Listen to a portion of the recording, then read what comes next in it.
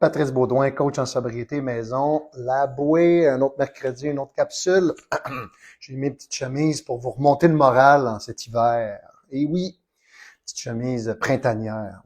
J'avais envie de vous faire ça aujourd'hui.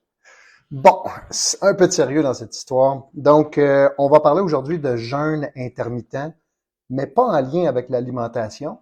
On entend beaucoup parler de cette stratégie-là alimentaire, du jeûne intermittent, mais je vais vous parler du jeûne intermittent de dopamine.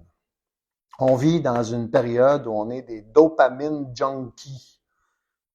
On a accès à tellement de choses qui nous amènent des récompenses instantanées, court terme, ou si on veut, gratification instantanée.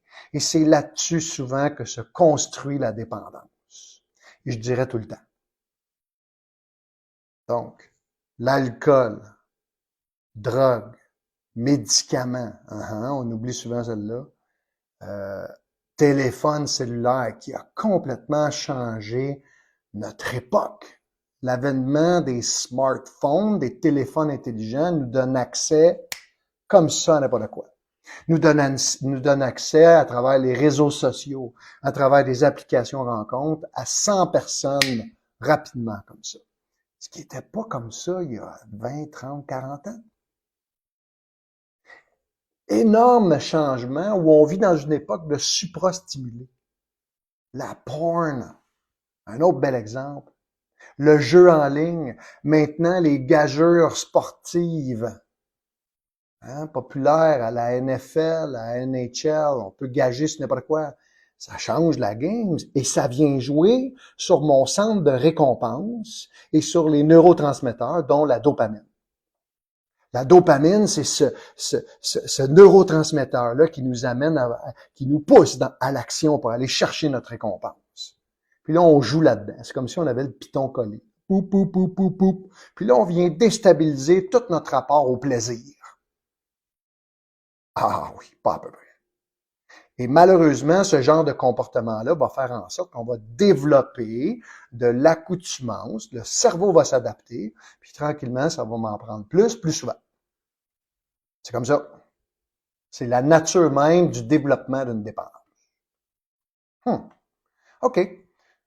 Jeûne intermittent de dopamine. Si on veut retrouver ce qu'on appelle un équilibre, parce qu'on est visiblement déséquilibré quand on est dans des comportements de suprastimuli, on est déséquilibré. On est névrosé parce qu'on voit pas la réalité telle qu'elle est. Il y a comme un voile, là. On n'est pas là. On est dans nos dépendances. Fait que le jeûne intermittent de dopamine, première étape, c'est de faire un inventaire. Vraiment, papier, crayon. Ben oui, je suis fatigué avec ça. Mais ça marche. Papier, crayon. Je vais commencer par écrire tous les éléments, tous les comportements que j'ai qui peuvent entretenir l'élévation de la dopamine.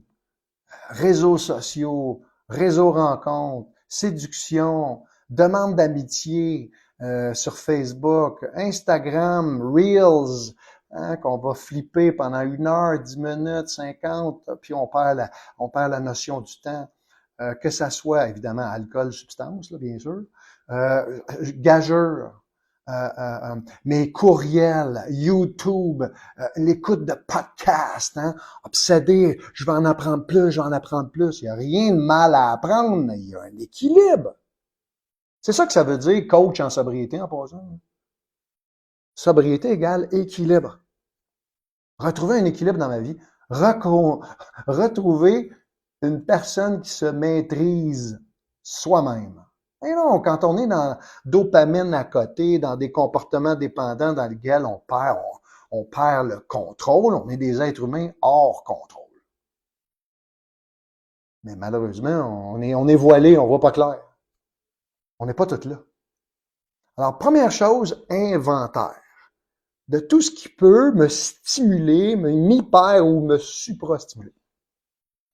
Ça demande de l'honnêteté. Fait qu'on regarde ça honnêtement envers soi-même. Puis après ça, pour une période de 30 jours, pas pendant 20 ans, pendant 30 jours, je vais réduire ça au minimum. Je comprends qu'on doit prendre nos courriels, par exemple, pour le travail.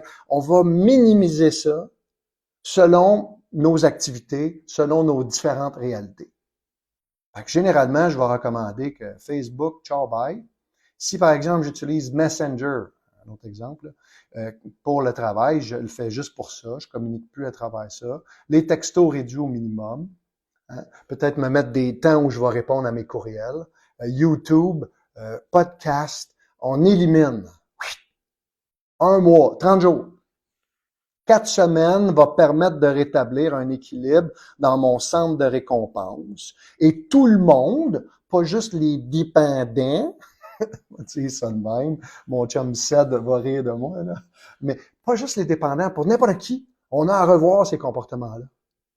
Parce qu'on veut retrouver un équilibre, donc être en contrôle, être en maîtrise de soi. Je sais pas pour vous autres, là, mais moi j'adore ça, être en contrôle. Pas de vous autres, pas des situations, de moi. Et que je trouve ça très puissant d'être en maîtrise de soi.